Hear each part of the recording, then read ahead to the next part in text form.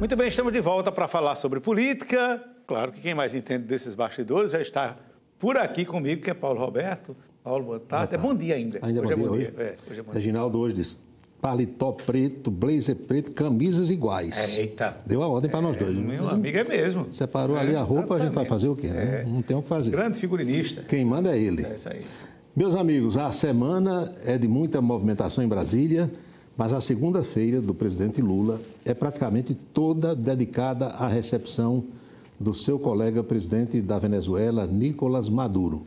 É claro que o presidente da República é quem estabelece a sua política internacional. Bolsonaro teve a dele, Lula está tendo a sua. Agora, receber Maduro com todas as honras de Estado e dedicar praticamente um dia só para ele, dá pano para manga para os adversários criticar, porque afinal das contas todo mundo sabe como é o governo de Maduro e o que os venezuelanos estão sofrendo. Vamos ver a agenda de hoje, presidente Lula. A agenda presidencial.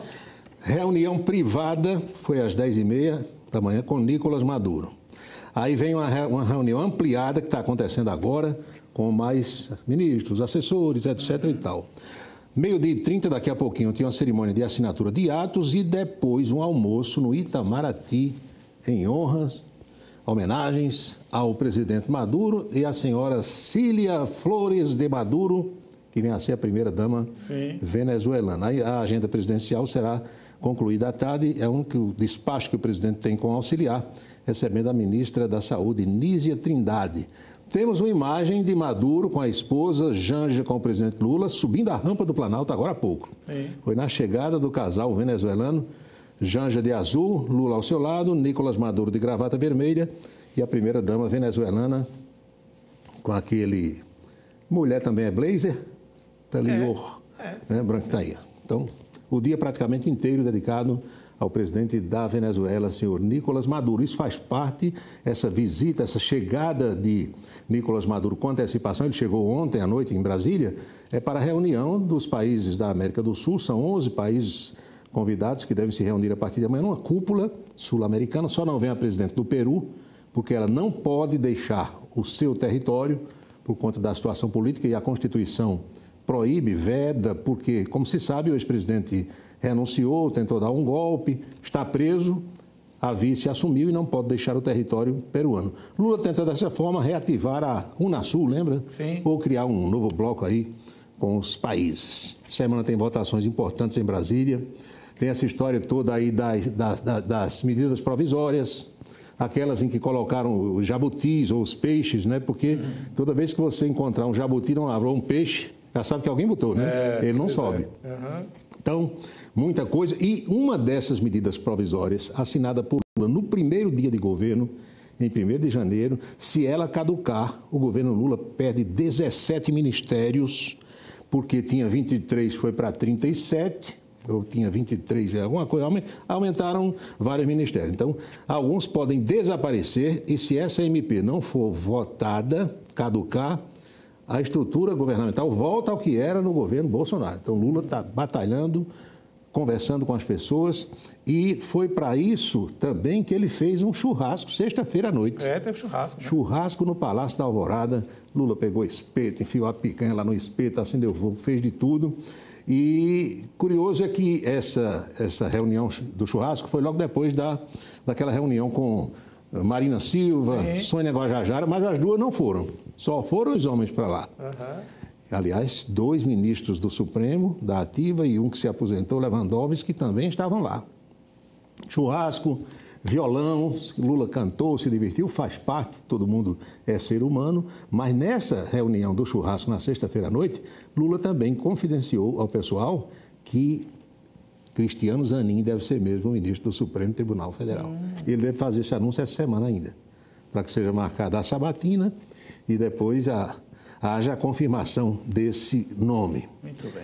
O Supremo votou e o resultado foi duro, 6-5. Você pode perguntar, peraí, só tem 10, e como é que deu 6-5? É porque essa votação vinha se arrastando há algum tempo. Por 6-5, depois de muitos e muitos anos, o Supremo decidiu que você, eu, qualquer um de nós que tiver um funcionário na empresa, pode demitir sem ter que explicar. Lembra daquela história de uma resolução da Organização Internacional do Trabalho lá atrás? Aí Fernando Henrique discordou através de um decreto e o Supremo decidiu agora que não. 26 anos depois, você emprega e desemprega quando quiser e não precisa explicar por que está demitindo. Isso seria uma revolução aqui no Brasil. É claro que não daria certo. Se você tem um funcionário na sua empresa e por uma razão qualquer econômica ou de disciplina e quer demitir, é a vontade do patrão. Não tem que explicar a ninguém, né? Você não tem que explicar quando vai contratar, porque é que iria explicar quando fosse demitir, né? Exatamente. Vamos embora. Então, meus amigos, agora vamos para o plano local. O prefeito de Campina Grande, Bruno Cunha Lima, convidou o governador João Azevedo para vir para a abertura do maior São João do mundo. Vem ou não vem? Meu amigo, novos tempos. Não é? O convite foi. O convite foi. Agora, um assessor de João Azevedo, com o qual eu conversei agora de manhã, disse, olha, o governador talvez não vá, ele talvez escolha uma outra data, tem uma agenda aqui a ser cumprida e tal. Porque esse assessor, não foi o governador, o assessor importante, disse, eu estou lembrando de um evento que aconteceu para a inauguração de uma reforma no aeroporto de Campina Grande, quando convidaram a ex-prefeita Cosete Barbosa, e deu lembra daquela história? Umas vaias e tal. Aí esse assessor do governador João disse, olha, ele não decidiu, mas é provável que ele escolha um outro dia para comparecer ao Parque do Povo. Medo de armadilha. Os gatos escaldados têm medo de água fria. Pois é. E o Parque do Povo a gente sabe que não é e nem deve ser palco, né, para discurso político. Quem inventar de fazer discurso demorado no Parque do Povo toma uma grande vaia e tem que descer do palanque rapidinho. Ali ia dizer boa noite, declara aberto e acabou a história. É bom se orientar, nada de discurso longo. E Bruno sabe disso, né? Bruno sabe disso. Convidaram também, a Prefeitura está convidando o presidente Lula, não há essa confirmação. Reginaldo já gritou dali. E Bolsonaro? Bolsonaro não é mais presidente, né? Sim. Bolsonaro disse que viria lá quando estava ainda nos Estados Unidos, mas a gente não sabe se iria lá para o dia 19. Agora, eu soube hoje que quem deve vir é Geraldo Alckmin, provavelmente. Porque o pessoal cria muitos eventos nessa época de junho, exatamente para atrair pessoas de fora para Campina Grande. Congressos, reuniões, simpósios e também convenções. É provável que haja um encontro do PSB, Partido Socialista Brasileiro, que é o partido de Alckmin, e aí talvez ele venha nessa data com João Azevedo para Campina Grande. A propósito, tem aí, meus amigos, uma reunião de presidentes de câmaras municipais aqui em Campina Grande. Claro que liderada pelo presidente da Câmara, o vereador Marinaldo Cardoso, tem vários presidentes de câmaras municipais. Junho tem muito evento em Campina, muita reunião. Isso é natural, né? Só termina no Parque do Povo. Só termina para, claro. Reservam pavilhões inteiros, né? Você sabe que enquanto está vendo aqui o evento, o cara fica tudo olhando para o relógio, olha para o relógio, termina, que é para a gente ir. A pauta principal é PP. A pauta principal é Parque do Povo, forró, quem gosta de uísque, quem gosta de cerveja e por aí vai. Ainda sobre o governo do Estado, o governador João Azevedo entregou na última sexta-feira uma UTI aérea e 40 ambulâncias. Essa UTI vai servir já a uma outra para transplantes, por exemplo. Temos aí uma foto da entrega dessa aeronave e as ambulâncias, transporte de órgãos e de pessoas que estejam aqui pelo interior do estado com problema de saúde, que seja necessário uma remoção para a capital, ou do sertão aqui para Campina, ou para Recife, para um outro lugar, avião disponível.